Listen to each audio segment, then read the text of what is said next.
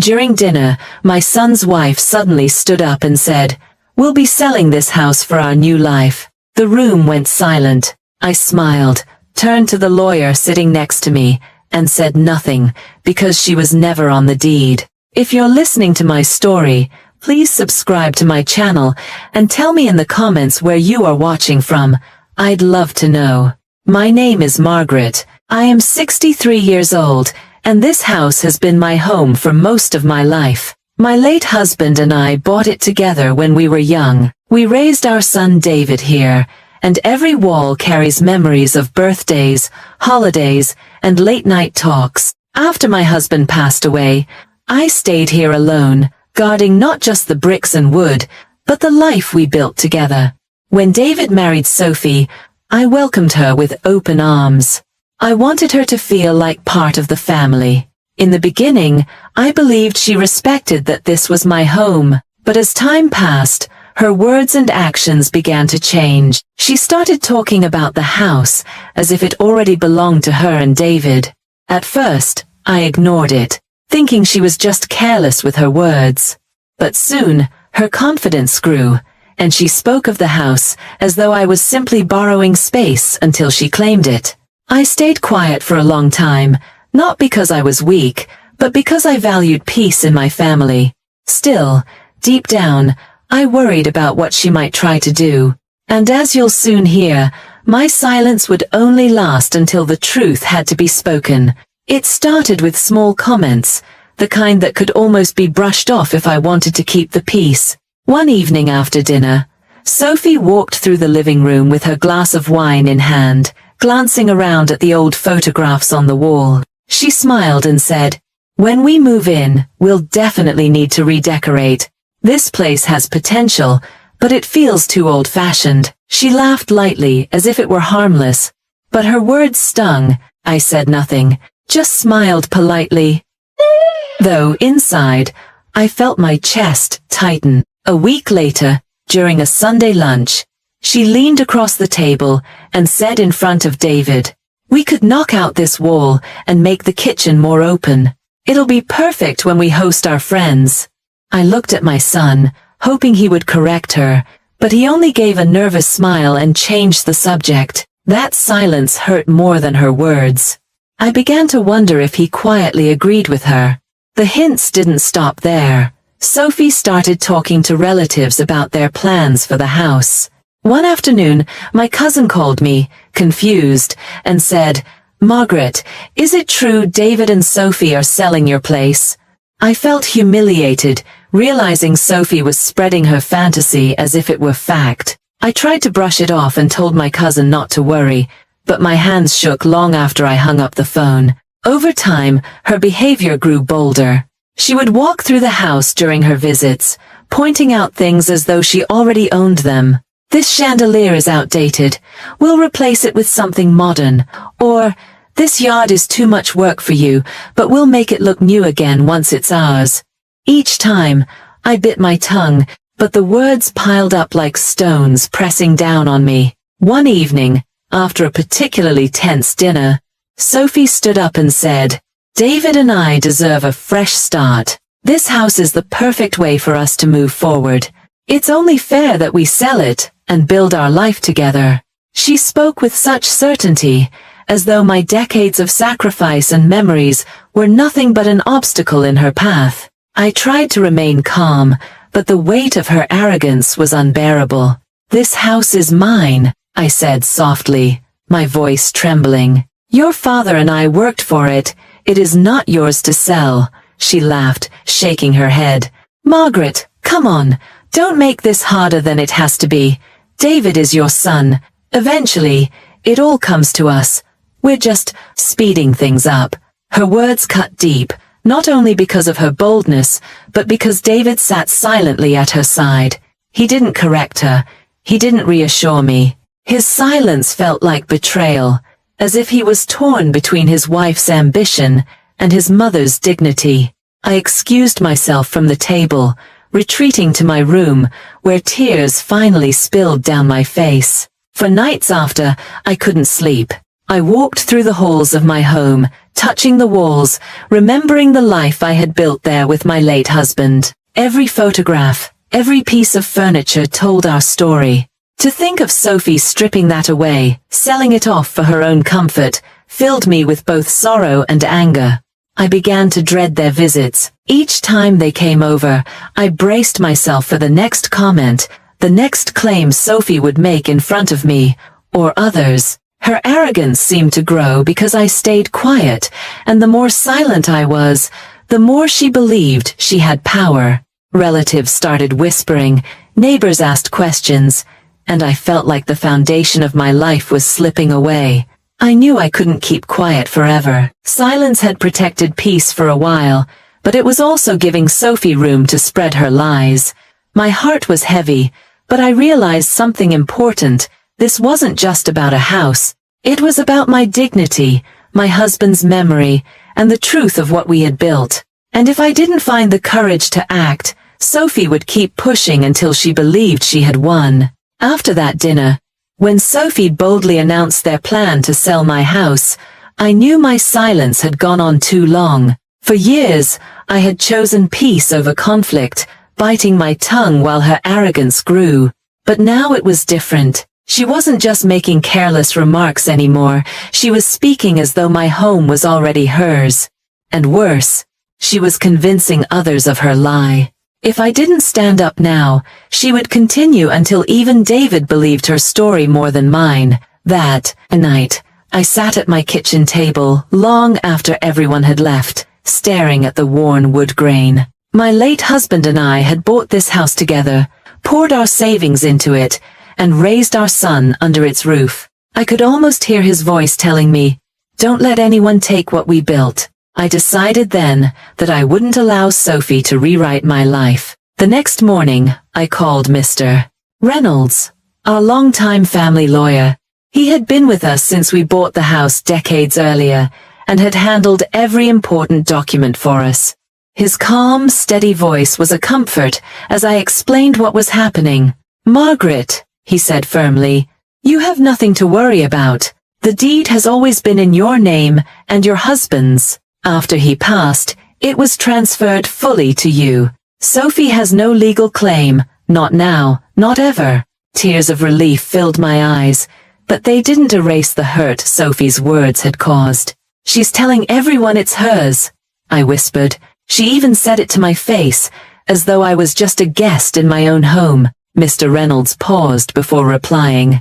"Then it's time to stop her before her lies grow further. I'll prepare certified copies of the deed, keep them safe. And Margaret, if it comes to it, I'll be right there beside you to set the record straight." When I hung up the phone, I felt a spark of strength I hadn't felt in weeks. I wasn't alone. The truth was on my side, and I had the documents to prove it. For the first time since Sophie's comments began, I realized I didn't have to fight her with anger. I didn't need to shout or humiliate her. I only needed patience and proof. Over the following days, I quietly prepared. I went through my husband's old files, making sure every document was in order. I placed the deed, the tax records, and Mr. Reynolds' certified copies into a folder and tucked it into my purse. Each time I touched it, I felt steadier. It was like carrying my husband's promise with me, physical evidence of the life we had built. Meanwhile, Sophie continued to speak with confidence. At family gatherings, she dropped comments like, "Once the house is sold, we'll finally be able to upgrade." She even told a neighbor that they were already meeting with realtors. I watched her, but I no longer trembled. Each arrogant word was only setting the stage for the truth to strike harder when the time came. One evening, Emily, my daughter-in-law's friend who had grown close to me over the years, stopped by. She noticed the tension in my face and asked gently, "Margaret, are you okay? You seem tired." I smiled faintly and told her, "I'm fine. I've been quiet too long, but that's about to change." I didn't explain further, but inside, I knew I was preparing for the moment Sophie would go too far in front of everyone. And when that happened, I would not be silent. I didn't have to wait long. A week later, David and Sophie invited relatives over for dinner at my house, acting as though it were already theirs to host. I agreed, but not without a plan. I called Mr. Reynolds and asked him to join us that evening as a guest. He agreed without hesitation, telling me, "Margaret, let her speak first. When the moment comes, I'll be ready." That night, as I set the table, I felt a calmness I hadn't felt in months. Sophie thought she was preparing her victory speech, but I knew the truth would soon silence her. For the first time, I was not afraid of what she might say. I was ready to let the truth speak louder than her arrogance. The night of the dinner finally arrived. I had spent the day preparing, not just the meal, but my own heart. I polished the old dining table where so many family meals had been shared, set out the good dishes, and lit candles in the center. On the surface, it looked like any other family gathering, but in truth, I knew this night would decide whether I continued living under Sophie's shadow or stood firmly in my truth. Family members filled the house with laughter and conversation as they arrived. David poured drinks, Sophie floated around the room with her confident smile, and I carried plates from the kitchen as if everything was normal. At the end of the table sat Mr. Reynolds, quietly present, his calm gaze meeting mine when I glanced his way. Just seeing him there reassured me that I was not alone. Dinner began pleasantly enough. We passed dishes, exchanged small talk, and tried to keep the mood light, but I could sense Sophie was waiting for her moment. She glanced at me now and then with a smug expression, as if daring me to challenge her. I said nothing, just waited. Halfway through the meal, she set down her fork, lifted her glass, and stood up. The room fell silent as she cleared her throat. With her eyes sparkling and her smile wide, she declared, "David and I are excited to share some news. We've decided it's time to sell this house. With the money, we'll start our new life together in a bigger place." Gasps and murmurs spread around the table. Some relatives looked confused, others shifted uncomfortably. David sat frozen, his hand halfway to his glass, his eyes darting between me and Sophie. My heart pounded, but instead of fear, I felt an unexpected calmness. This was the moment I had been waiting for. I placed my fork down gently, folded my napkin, and let out a soft laugh that drew everyone's attention. I turned slowly to Mr. Reynolds, who sat patiently beside me. "Mr. Reynolds," I said clearly, my voice steady, "would you care to explain something to the table?" He nodded, reached into his briefcase, and pulled out a neat folder of documents. Laying them flat on the table, he adjusted his glasses and spoke with calm authority. "This property," he began, tapping the deed with his finger, "belongs solely to Margaret Carter. It has been in her name since her husband's passing. There has never been, at any point, a joint ownership or legal transfer to anyone else." The room went silent, except for the faint clinking of a fork someone dropped. Sophie's confident smile vanished instantly. Her face turned pale, then red. "That's not possible!" she shouted, her voice rising higher.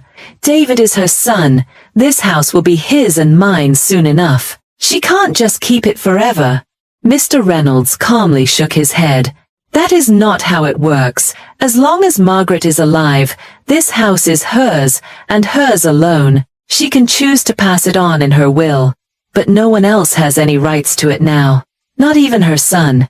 And certainly not you." Sophie's eyes widened in disbelief. She looked around the table desperately, searching for support. But the relatives who had once listened quietly to her boasts now avoided her gaze. Her arrogance had crumbled in an instant. David finally spoke, his voice weak. "Sophie, maybe we should sit down." But she cut him off, slamming her hand on the table. "No, she's manipulating this. She must have tricked him into signing papers. This isn't fair." Her words trembled, no longer sharp but desperate. I sat still, my hands folded neatly in my lap. I didn't need to argue. The truth was right there in black and white, undeniable. For the first time, I looked Sophie straight in the eye and said quietly, "You were never on the deed. This was never yours to take." The silence that followed was heavy. Sophie's face twisted with humiliation. She grabbed her glass, then set it down with a shaking hand. Finally, she stormed away from the table, her heels striking the floor with angry force, and disappeared into the hallway. Moments later, the front door slammed shut behind her. The rest of us sat in stunned quiet. Mr. Reynolds closed the folder and said calmly, "There will be no more confusion about this. Margaret's ownership is secure." His words hung in the air like a final seal of truth. Tears welled in my eyes, but this time they were not from fear or shame. They were from relief. I whispered softly, almost to myself, "Thank you." The dinner slowly resumed, though the atmosphere was different now. Relatives leaned toward me with supportive words. One cousin touched my arm and said, "We always knew this was your home." David sat silently, his head bowed, the weight of Sophie's outburst heavy on his shoulders. But me? I felt lighter than I had in months. For so long, I had lived under the shadow of Sophie's arrogance, afraid her lies would steal my peace. But now, the truth had spoken, and her power was gone. I looked around the room, at the faces of my family, at the home filled with decades of memories, and I knew I had won, not with anger or shouting, but with quiet strength and the truth. When the door slammed shut behind Sophie that night, a heavy silence lingered in the dining room. For a moment, no one knew what to say. The tension that had filled the air for months seemed to dissolve all at once, leaving only the sound of the clock ticking on the wall. I looked around at the faces of my family, some embarrassed, some relieved, and others quietly supportive. Mr. Reynolds gave me a small nod, as if to say, "It's over now." I excused myself from the table and walked into the living room, needing a moment alone. I sank into my husband's old chair, the one he had sat in every evening after work. My hands rested on the worn armrests, and for the first time in weeks, I didn't feel like a stranger in my own home. I closed my eyes and whispered, "We built this together, and no one will ever take it away." A few minutes later, David came into the room. He stood by the doorway, looking uncomfortable, his hands shoved deep into his pockets. For the first time, he didn't have Sophie standing beside him, guiding his words. His voice was soft when he finally spoke. "Mom, I'm sorry. I should have stopped her sooner. I should have defended you." I looked at my son, the boy I had raised in this house, the man who had once run through these rooms with laughter. I could see the guilt written all over his face. I reached out and took his hand. "David," I said gently, "you're my son, and I love you. But you must remember that love is not about taking, it's about respecting." Sophie forgot that. "And you forgot to speak up." His eyes filled with tears as he nodded. "I won't let it happen again." That night, after everyone left, I walked slowly through the house. Each room told a story. The kitchen where I cooked meals for my family. The hallway lined with photographs. The bedroom I had shared with my husband. For weeks, I had feared these memories would be ripped away from me. But now, I knew they were safe. The house was still mine, not just by law, but by the life and love it carried within its walls. In the days that followed, neighbors and relatives who had heard about Sophie's outburst reached out to me. Some called, others stopped by with food or flowers. One elderly neighbor hugged me tightly and said, "You showed such grace, Margaret. You didn't need to raise your voice. The truth did it for you." Her words reminded me that strength doesn't always roar. Sometimes, it's quiet and steady, like the walls of this house that had stood through storms and seasons. As for Sophie, she kept her distance. I heard through others that she was embarrassed by how everything unfolded. I didn't hate her. I pitied her. Greed had blinded her to gratitude, and arrogance had destroyed her credibility. She had tried to claim a life that was never hers, and in the process, she lost the trust of the very family she wanted to control. I also noticed a change in David. Without Sophie pushing him, he began visiting more often, sitting with me in the evenings, like he used to when he was younger. Sometimes we spoke about my husband, other times we just enjoyed the quiet. I could see he was trying to rebuild the trust that had been shaken.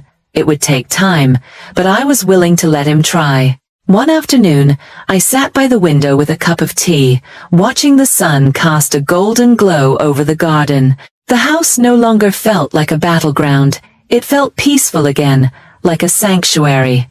I realized then that the lesson wasn't only about ownership, it was about dignity. People may try to strip you of your worth, but if you know who you are and stand in the truth, no one can truly take anything from you.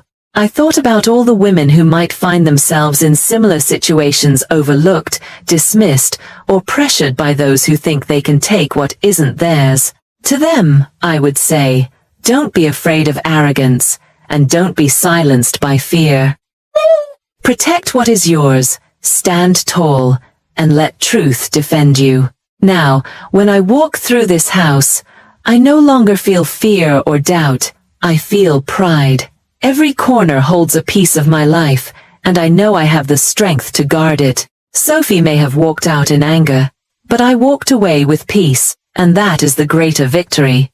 If this story touched your heart, please subscribe to my channel, and tell me in the comments where you are watching from. I would love to hear your story too.